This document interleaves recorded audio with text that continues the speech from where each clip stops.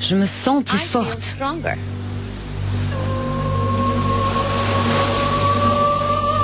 En 2005, le nom de Cybèle apparaît pour la première fois dans un livre. Son auteur, Paul Sperry, est un journaliste d'investigation. Il s'intéresse au réseau d'infiltration islamique aux États-Unis. Il revient sur le cas Edmonds et l'affaire des Dickerson. Paul Sperry a écrit 2 chapitres sur mon affaire et des affaires similaires au bureau de Washington du FBI. À l'heure actuelle, Paul Sperry bénéficie du programme de protection fédérale des auteurs. Il y a 2-3 mois, il a reçu ce que les agences de renseignement qualifient elles-mêmes de menaces crédibles. Sperry est le premier à mentionner publiquement le nom de l'organisation pour laquelle le couple Dickerson tentait de recruter Cybèle. Un lobby de Washington, l'American Turkish Council. Monsieur le Président de l'American Turkish Council, sommes-nous prêts pour la projection? Bien, merci. Washington, Hôtel Mandarin. C'est ici que se tient la conférence annuelle de l'American Turkish Council, l'ATC. L'ATC est une organisation de promotion des affaires entre la Turquie et les États-Unis. Geographically, connecting Asia to Europe and the Middle East to Africa strengthens Turkey as a center of intercontinental information, technology, communications and finance. L'Amérique s'honore d'avoir la Turquie comme alliée. Turkey's role as an energy corridor for oil and natural gas, and the country's cultural connections increase Turkey's power in the region. Dans ce sanctuaire au cœur de Washington, se côtoient patrons des multinationales du pétrole et de l'armement, militaires, diplomates turcs et américains. Nous avons un partenariat stratégique qui fonctionne parfaitement bien. La relation est très solide. La coopération militaire américano-turque est un parfait exemple des bienfaits d'une solide coopération internationale. Il faut bien avoir à l'esprit les liens étroits entre les États-Unis et la Turquie. La Turquie joue un rôle absolument majeur dans la stratégie diplomatique des États-Unis. La Turquie est aussi un grand acheteur de matériel militaire. Regardez qui sont les membres de l'American Turkish Council. C'est presque un who's who des marchands d'armes américains. Boeing, Northrop Grumman, Lockheed Martin, Raytheon, General Dynamics, United Technologies, BAE Systems, 7 des plus grandes entreprises mondiales de l'armement siègent à l'ATC. 220 milliards de dollars de chiffre d'affaires cumulé, l'équivalent de la moitié du budget militaire américain ou européen. Avec la Turquie, ces entreprises ont trouvé le client en or, l'acheteur compulsif. La Turquie prévoit l'achat de 100 avions de combat de dernière génération. Le commerce est la clé de tout. C'est dans cette enceinte que militaires et diplomates turcs jouent de leurs influences auprès de leurs amis de Washington pour débloquer certains dossiers sensibles. Si 80% de l'arsenal militaire turc vient des États-Unis, les généraux d'Ankara déplorent tout de même de ne pas avoir accès à certains joyaux de la US Army. Le FBI sait tout cela. L'ATC est sur écoute depuis 1997.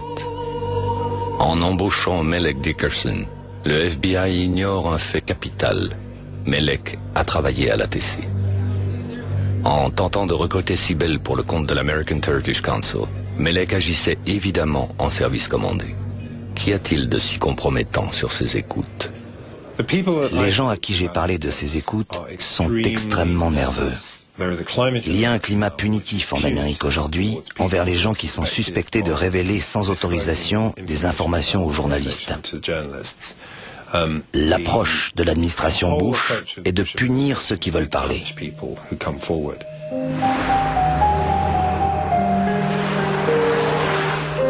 23 avril 2005, c'est enfin le jour de l'appel. Cybèle et ses avocats vont invoquer le premier amendement, c'est-à-dire la liberté d'expression.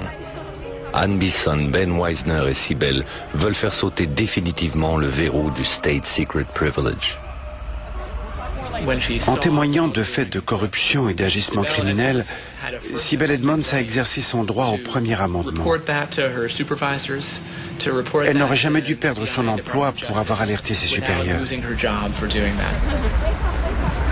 Dans ce dossier, tous les éléments convergent dans le même sens.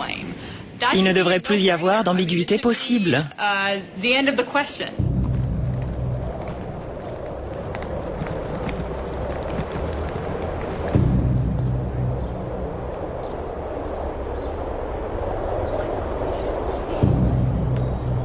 Les avocats n'auront pas le temps de plaider la cause de Sibel. Quelques minutes à peine après le début de l'audience, le juge évacue les plaignants. Le sort de Sibel se jouera à huis clos. Des questions ont été posées, mais aucune confrontation. Ils ont donné une raison à votre éviction? Non. Ils n'ont donné aucune raison. Ils nous ont juste dit de quitter les lieux. Oui, ils nous ont mis dehors. Bonjour à tous, je suis Anne Bisson de l'American Civil Liberties Union. Comme vous le savez, nous sortons de notre procès en appel dans l'affaire Sibel Edmonds contre le ministère de la Justice. La Cour, vous en êtes les témoins, a décrété le blackout des débats. On est entré dans la salle et 2-3 minutes après, on était mis dehors. Ils ont continué avec les avocats du ministère sans qu'on sache exactement ce qui s'est dit. Il ne nous reste plus qu'à attendre leur décision. Sibel mérite justice. Les inspecteurs du ministère ont reconnu qu'elle avait dit la vérité et que le FBI l'avait licenciée pour avoir dit ce qu'elle sait. Lorsque le ministre de la Justice a pris la décision d'invoquer le State Secret Privilege, il a cité 2 raisons. Protéger certaines relations diplomatiques sensibles et protéger certaines relations commerciales des États-Unis. En fait, ils nous disent que le dossier entier est couvert par le secret. Mais de quelles relations diplomatiques parle-t-il? On ne sait pas. Ils doivent en avoir honte puisqu'ils refusent d'en parler. Cela veut dire que certaines de nos relations diplomatiques permettent à certains criminels d'échapper à toute poursuite sur notre sol. Et je parle bien de criminels, ici, aux États-Unis d'Amérique. Des citoyens américains. Je ne parle pas seulement d'étrangers. Je crois Sibel Edmonds dans cette affaire. Un jour, peut-être, il faudra inculper le ministre de la Justice pour entrave à la justice. Attendez-vous à des poursuites criminelles dans ce pays? Encore des questions? C'est aussi votre combat à vous. Ce n'est pas seulement le combat des whistleblowers. C'est aussi votre combat.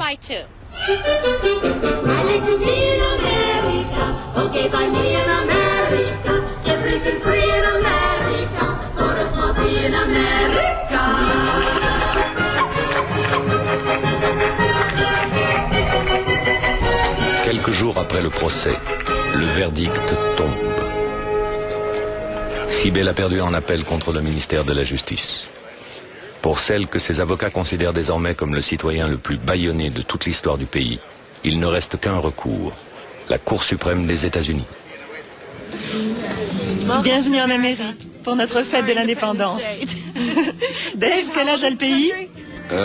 239 ans? Non, 229 ans. Vous voulez savoir à quel point les Américains peuvent être bêtes? Posez des questions, on ne répondra pas. La fête de l'indépendance reste la fête de l'indépendance. Je ne laisserai pas quelques poissons pourris me dégoûter d'être un patriote. Donc je suis là. Nous venons chaque année.